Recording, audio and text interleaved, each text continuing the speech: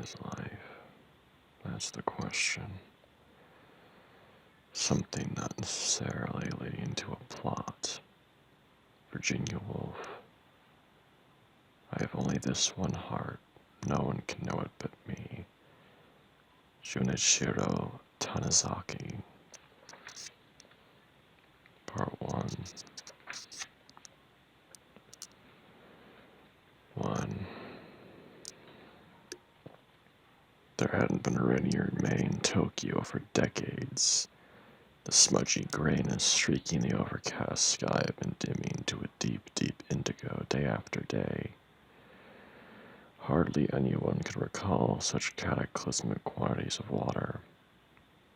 Hats, coats, kimonos, uniforms had become shapeless and ill-fitting.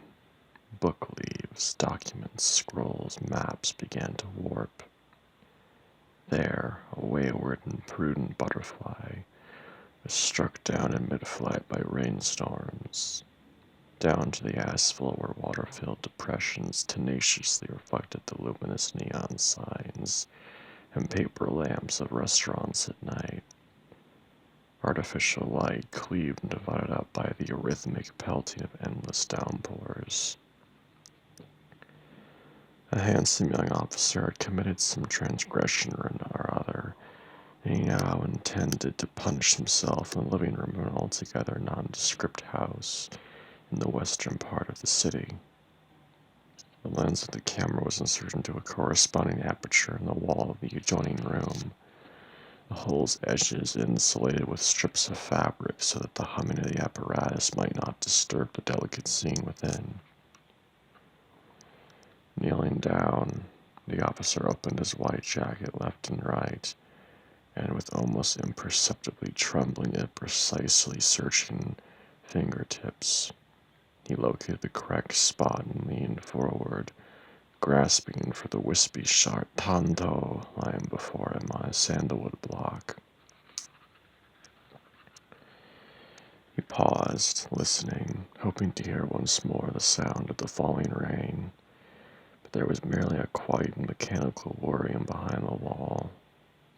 Immediately after, the brightly polished tip of the dagger had pierced the belly wrap and the fine white skin of the abdomen underneath, its gentle concavity encircled by only a few black hairs. The blade slid through the soft tissue into the man's innards, and a fountain of gore sprayed sideways towards the exquisite calligraphy of the Kakejiku.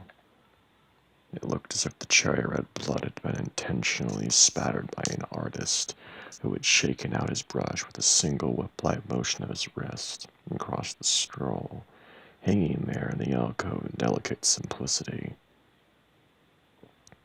Grunting with pain, the dying man slumped over, nearly losing consciousness, and then, with tremendous effort, righted himself again. Erect, he drew the knife, now lodged in him, across his body laterally, from left to right, and then he looked up, past the hole through which the camera was filming him. At length he spat blood, thickened to a glistening gelatinous mass, and his eyes grew dim and vacant. Arrangements had been made to leave the camera running. After the film had been developed, a copy of it, sealed in oily cellophane, was carried carefully through the rain. The last streetcars ran around 11 o'clock in the evening. One had taken pains to deliver the print punctiliously and on time. Okay.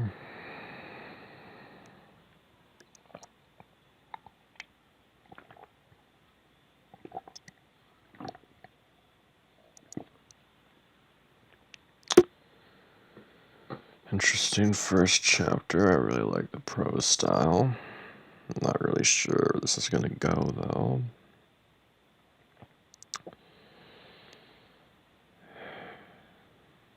Two. The film director, Emil Nagali, from Bern, sat uncomfortably upright inside the rattle-trap metal fuselage of an airplane, biting and tearing at his fingertips. It was spring. how his brow became moist, how he rolled his eyes in nervous tension, believing he could sense the approach of an imminent disaster, how he sucked and gnawed. And while his skin grew sore and red from the pressure of his teeth, he envisioned time, and again that the plane would suddenly burst apart in the sky with a flash of light. It was dreadful. He was at the end of his tether, polishing his round spectacle lenses. He rose up to visit the lavatory, but raising the toilet lid to his horror, he was able to see down and out through the hole into the emptiness below, so he returned to his seat in the cabin, drumming the cover page of a glossy magazine with his marred fingertips, and eventually asking for a drink that never arrived. Nagali was traveling from Zurich to New Berlin, the spleen of the insecure, unstable nation of Germans. Beneath him, the dappled forests of the Thurgau drifted by. For a time, the glinting of Lake Constance was visible, and then he espies down below the secluded, desolate villages of a Frankish lowland beset by shadows. The airplane took him ever northward, beyond Dresden, until the shapeless clouds once more obscured his view. Soon they made their tinny, turbulent descent. For some reason, he was informed that the plane wasn't able to undergo repairs at Berlin Central Airport. Apparently, something in the propeller housing was defective. He wiped his clammy forehead with the end of his tie, and then finally, with apologies, he was served a cup of coffee. Heartily sipping it, he looked out the window into the fathomless white. His father had died a year ago. All of a sudden, as if his father's passing and perhaps an initial sign of immortality, middle age had set in, unnoticed, overnight, with all its prudishly concealed, secretly suffered mawkishness, its perennial purple self-pity. Now all that would follow was old age, an era of feebleness, and nothing more thereafter but a void that to Nageli seemed wholly grotesque, which is why he worried at his fingers, the skin of which had now peeled away in milky, translucent little shreds. At home in Switzerland, he'd often dreamed of stepping out into his snow-covered garden in winter, stripped naked, of leaning over to perform some breathing exercises and knee bends, and of observing the ravens circling overhead in search of sustenance amid the snow. They glided gracefully beneath leaden skies, without any consciousness of themselves. He would notice neither the numbing cold on his bare feet, nor the crystalline whirling snowdrifts, nor the tearlet that fell forth into the frost. Someone would shout, "Cut," and an assistant would prepare close up the tear, and approach the act with a pipette. Nagali would persist in his squat, holding his pose. At the same time, he would open his eyes widely, so he could cry naturally with greater ease should the artificial tear, as was often the case, seem too theatrical. At that instant, Nagali would become aware, standing both before and behind the camera, and he would feel a malignant, disturbing shudder at this disjointedness, and it was then that he would usually awake. Emil Nagali was a rather likable man. In conversation, he would frequently lean forward slightly. He would display great civility that never seemed contrived. Blonde, soft, yet somewhat stern eyebrows gave way to a pointy Swiss nose. He was sensitive and alert, as if his nerves extended beyond his skin, and consequently was quick to blush. He harbored a healthy skepticism of the entrenched worldviews of others. Above his weak chin were set the supple lips of a sulking child. He wore subtly patterned English suits of dark brown wool, whose somewhat abbreviated trouser legs ended in cuffs. He liked to smoke cigarettes, now and then a pipe, and was not a drinker. From watery blue eyes he gazed into a sorrowful and wondrous world.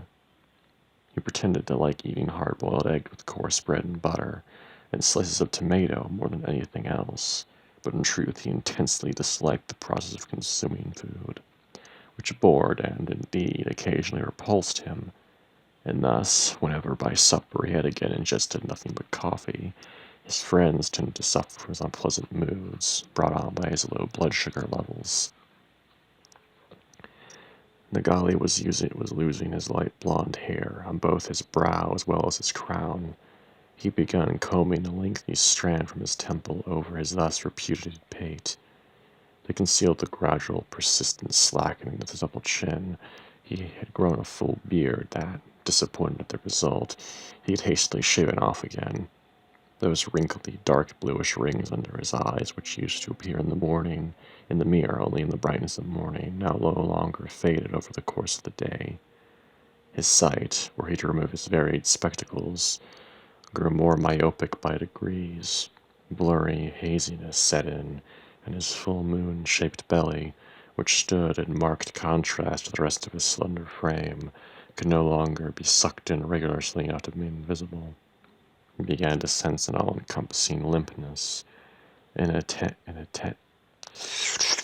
attenuation of the body, a steadily accruing, dumbfounded melancholy in the face of death's impertinence.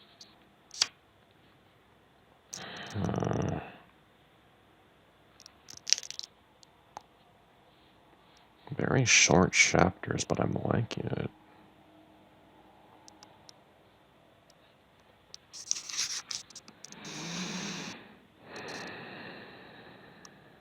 I mean, when Karl Knausgaard says something's good, I'm pretty much going to agree because his style is amazing. I trust his judgment as a writer and author and reader, I guess.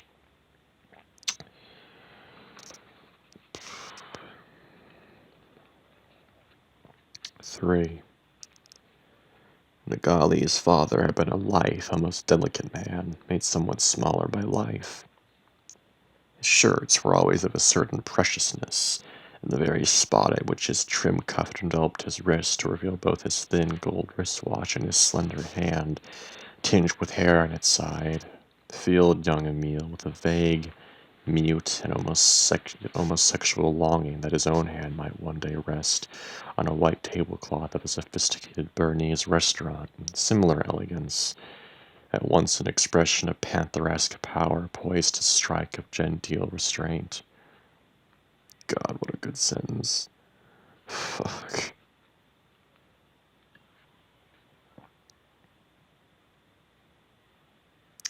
Also a long sentence. Yeah. It was the self-same hand, his mother had later told him, that often struck him in the face as a small boy when he refused to eat his rather lumpy porridge. The very hand, therefore, that had also flung the punch-bell egg cracker from the breakfast table, together with its egg against the wall, such that the dismal utensil clattered metallically against the red tiles, and the egg then burst, leaving a repellent orange yolk stain on the wall that was still visible, or at least vaguely perceptible there, for years after. That hand, however, had often protectively reached for Nageli's own, too, whenever his father and he crossed the streets of Bern, and the boy forgot to look left for the automobiles roaring towards them. That hand had then pulled him back into the sidewalk to safety. It had reassured him. It had warmed him. It had shielded him with the caring touch he so longed for. This same hand he clutched nearly half a century later in the hospice room of the Lutheran clinic at Elfenstein in the capital, and he felt shame at the affectation of this final intimacy. But where was he supposed to focus his Imawashi gaze? Up at the ceiling where everything converged anyway? Or straight ahead over to the deathbed onto the wooden strip bathed in icy green fluorescent light, where commemorative photographs or wishes for recovery might have been pinned? Or yes, of course, better direct it down into the past, to wish soundlessly now at last without lament that those stories would return. The stories he had been told, the ones with the black raven and the black dog, while Emil was rolled up cavernously in his father's silver fox blanket, down at the foot of his parents' bed, groping with his small hand for his father's familiar thumb, for his father's hand. Philip was what his father had called him in his whole life. For 45 years he flung this cruelty at him, only poorly disguised as humor, as if he didn't know his son's name was Emil. No, as if he did not care to know. Philip, that unyielding, calm, oppressive call, emphasis on the first I, and then, whenever the punishment of some such punishment, or of this or that unpleasant task had been stowed on the child and the adolescent, then would come the tender, curative call of Fidibus, this belittling, familiar form of a name that was not even his. His father lay dying when Nageli saw him alive for the last time at Elfenstein. He lifted him gently from the bed, sliding his arms under his back, not knowing whether he was even permitted to do so. But his father was on his deathbed. What authority could forbid him this? The good Dr. Nagali was now quite as light as a sack of straw, with alarming wrinkles on his back and hindquarters, and covered in dark blue spots with yellowish edges from being so long abed. Still, his intimately familiar face, closer and sweeter to Emil than anything else, with its salt and pepper beard, which his father had grown on the beach in the summery freshness of Jutland, among the prickly Baltic pines, and then, to the child's disappointment, had abruptly shaved off again, as his son one day would his own, and those two enigmatic dots, one on the left side or on the right, like tattoos, between the ear and the cheek, and that scar, amateurishly sutured in the little groove between his lower lip and shin. His face now resembled the leathery parchment hide of 100-year-old tortoise. The skin had been pulled back from around the ears by the approach of death, and he spoke sotto voce from behind ruinous putrid obsidian-colored teeth. And as the wind blew outside the window in a constant eerie whistle, he asked me whether, on the quite obviously blank hospital behind him, someone might have noted down Arabic letters. Yes, there, look, Philip, my son. And Philip hadn't forgotten to his military service, had he? And when was he finally going to be discharged from this miserable clinic where his son had had him detained for reasons he could not fathom? And most important, was he, Philip, ready to perform an insignificant service for a dying old man? A final favor, so to speak. You really couldn't deny him that now, could he? Shuddering, he waved for Emil to come closer, quite close, so that his father's ears were right against his ear. Father's lips. So that his father's lips were right against his ear. He chuckled that he had refused to have his teeth cleaned for some time now, and in the last year of his life had consumed nothing but chocolate and warm milk, which was why his oral cavity was festering away, and now he needed to whisper something immensely important, definitive to his son. Tightly squeezing Emil's wrist, he said, yes, come closer. Nageli can now smell the old man's musty, mandragoric breath, imagining preposterously that his black teeth were snapping at him as he drew his son closer, quite close, with this very last effort. And then a single, almost powerful "ah" resounded. He was still able to aspirate the sound of the letter H loudly before a beetle-like rattling ensued from the cavern of his father's throat, and he passed away, and Nageli gently closed his opaque and now streaming eyes.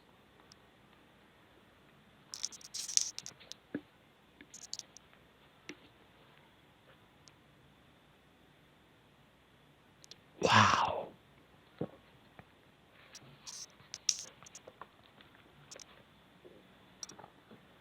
Best chapter yet. Holy shit.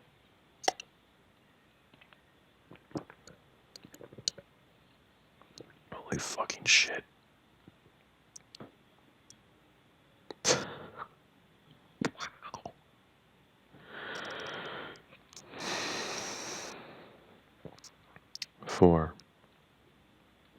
his elbow propped in a pillow, Masahiko Amakasu lay at home in Tokyo in the large room next to the kitchen, poured himself a few fingers of whiskey, set a record of a Bach sonata on the phonograph, and watched not quite half of the film on his home projector.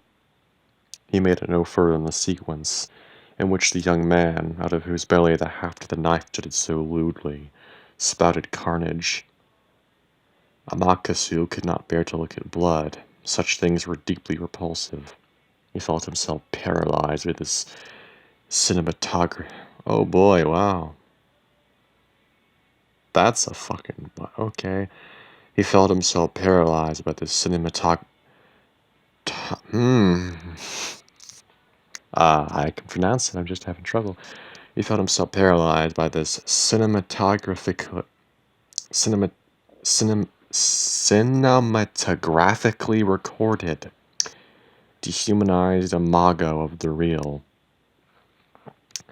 The whole thing reminded him of a series of sepia-tone photographs from Imperial China he had once briefly had in hand, in which one could see an unfortunate fellow being tortured with lingchi and sent to his death. The condemned, who during the torture directed his gaze ecstatically heavenward like Saint Sebastian, was being violated with razors. His skin had been flayed, his extremities, finger by finger, sliced off. Appalled, Amakasu had dropped the pictures as quickly as if they had been coated in contact poison. There were certain things one must neither depict nor duplicate, events in which we became complicit by beholding the representation. That had been enough, no more. Recently, owing to severely blurred vision, he had sought treatment from a physician friend of his who, after a thorough investigation replete with finger-wagging, had diagnosed a fairly serious infection, and while still in the anteroom, plucked out several of his eyelashes with tweezers, causing almost unendurable pain. The problematic eyelashes had apparently grown inward toward the eyeball. While he can now focus his eyes very well again, the recollection of the procedure, which couldn't have lasted more than a minute, triggered in him profound discomfort similar to that produced by the filmic depiction of this suicide. In recent weeks, Amakasu had taken up watching dozens of European picture films. Murnau, Riefenstahl, Renoir, Dreyer, Die Windmobile by Swiss director Emile Nagali had also been among them. The simple story of an austere Swiss mountain village that recalled in its long-winded narrative style Ozo and Mizoguchi, and for Amakasu represented an attempt to define the transcendental, the spiritual, employing the tools of cinematic art. Nagali had quite clearly succeeded in illustrating the sacred, the ineffable, within this very uneventfulness. Occasionally, Nagali's camera lingered long and gratuitously on a coal oven. The braided circlets with hair in the back of a farm girl's head, on her white nape dusted with blonde down, only then to glide fantastically out an open window toward the fir trees and snow-covered mountain heights, as if incorporeal, as if the director's camera were a floating spirit.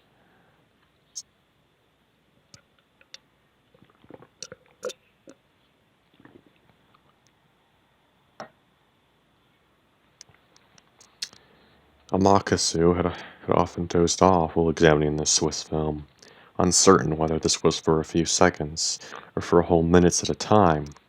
His head would flop to the side, and after feeling for a moment that he was flying or perhaps walking under water, he would awake again with a frightened jolt, the film suspended almost abstract mosaics flickering in hues of gray had blended with the images from his dream and covered his consciousness with the violet sheen of an indeterminate fear. Now, however, he had this repugnant suicide film before him, this documentation of a real and actual death. Shutting off the projector with a curt flick of the hand, Amakasu lit a cigarette, remained sitting in the humid breeze of the table fan, and considered not just sending the reel to Germany, but rather locking it away in the basement archive of the ministry, leaving it there to be forgotten forever. Gradually, he thought, he was becoming the type of person who has lost all his faith, except perhaps faith in the counterfeit. He abhorred the intolerable secrecy of his country, that reticence that implies everything and says nothing. Yet even so, to him, as to every Japanese, foreigners were deeply suspect on account of their soullessness. If, however, one could exploit them with their obtrusive irrelevance to carry out one's unwavering duty to emperor and nation, well then, so be it. A moth had lost its way in the kitchen and flitted around the refrigerator in circles, its wings beating faintly. Amakasu dried off his plate and glass, returning the dishes carefully to the shelf, and he listened to the steady rap of the rain on the roof of the house. On second thought, this whole business with the Germans was acceptable after all. Yes, he would send the film to Berlin first thing tomorrow. In the end, it did ultimately boil down to the fact that real sensations coalesce more around a photograph or a film than, say, a verbal utterance or even a slogan. The sufferings of the officer in the film were simultaneously beatific and unbearable, a transfiguration of horror into something loftier, something divine. The Germans would understand this well in their pristine longing for death. Amakasu walked through the corridor to the bathroom, blew his nose, and twisted the plug from the tissue pamper to clean out his ears, and a bit of Dostoevsky in abandon. He sniffed at it, detecting no scent in those yellow-stained spots, wadded up the paper and tossed it into the bowl of the modern Western toilet, flushing it and watching as the maelstrom of water, swirling and gurgling indecently, sucked it all down to the final bars of the Bach sonata. New character. New character indeed. There's been no clarification as to the time period which this takes place in, but if I had to make an assumption based on context clues, I would say this takes place either during World War II or before World War II. I don't know which, though. I guess I'll find out if I keep reading. 5. The next morning he rode the streetcar through the rain to the ministry. Once there, he hung hat and coat behind his office door, ordered tea and some rice, and spent the whole day writing a letter, in German, to Universum Film AG, which for security reasons that struck even him as a bit exaggerated, he did not dictate to his trim, unfortunately somewhat short-legged, German secretary from the typing pool of the Foreign Ministry, but instead composed himself on his typewriter with pale, neatly manicured forefingers that hovered over the keys in two curved arcs. Excusez-moi. It was, as Amakasu realized with some satisfaction, a masterwork in manipulation, self-abasement altered with flattery, reluctant demand with completely untenable promises.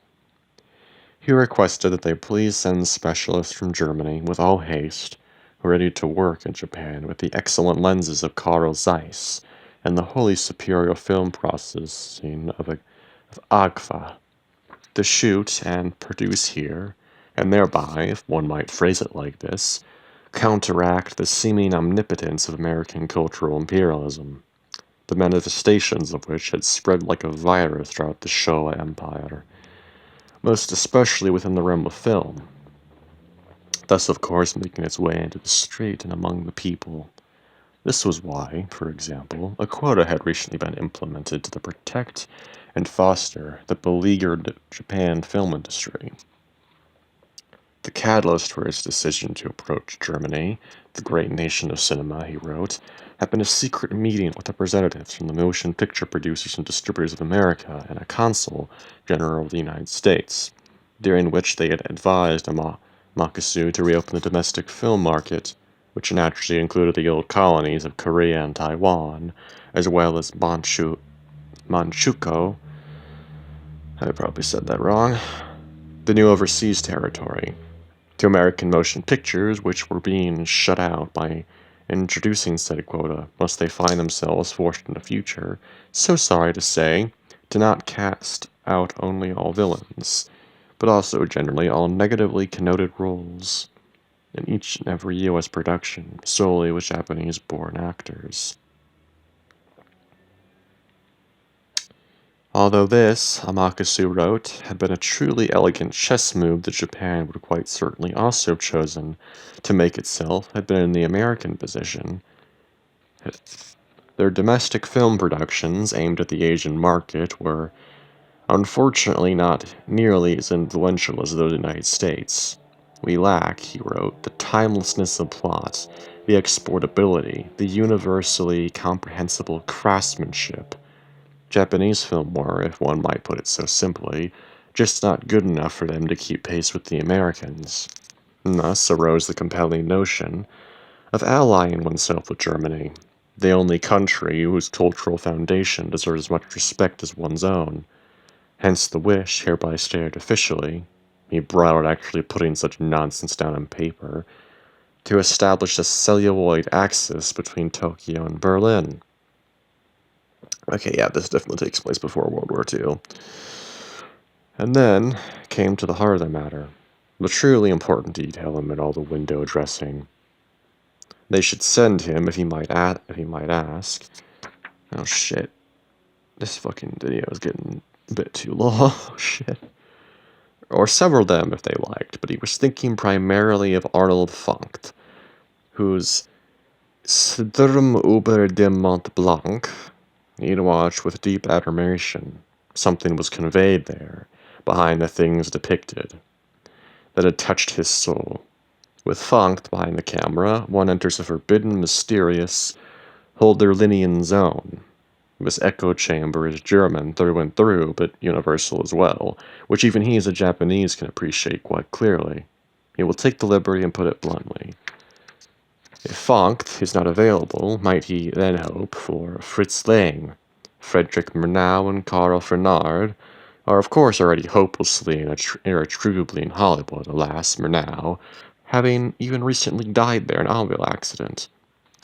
Oh, the picture Madchen in uniform also made an extraordinary impression on him, reminding him, if he might be permitted the personal remark, of his own time boarding schools. To create a film so radical and yet so personal would be, of course, entirely impossible in this country.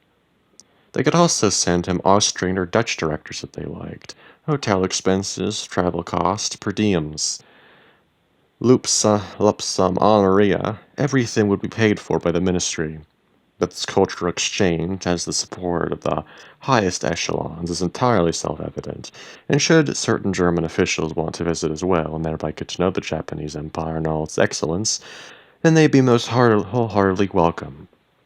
In closing, he is sending along with the letter a short, modest film to foster a deeper understanding of Japan in the open and honest hope that it might pique the interest of Universum Film AG, and thereby the ample superior nation of the Germans. When he had finished the document and signed at the bottom, of the last page, with spidery but still elegantly formed ceremonial letters, he replaced the ink ribbon and stashed the used one in his briefcase to burn later. Fuck. Burn later. Slipping beside it, the letter and the film roll, hid so with wax in a ministerial pouch. A small package, addressed to the director of the UFC himself, was dispatched by diplomatic mail to Berlin the very same day. There, a week later, it was received by the Japanese embassy after large uneventful flights via Shanghai, Calcutta, and Istanbul, and ferried by courier through the well-proportioned avenues of the German capital. It eventually ended up at the film company, struck in an exceedingly managerial pigeonhole, clad in elegant mahogany, which was affixed with an understated brass placard. Herr Director Hugenberg was out of town on vacation, skiing the glaciers of Switzerland. Oh boy, I really like this book. This is actually really good. Holy shit. Oh boy, this video is like way longer than it should be. It's gonna die if I don't stop it.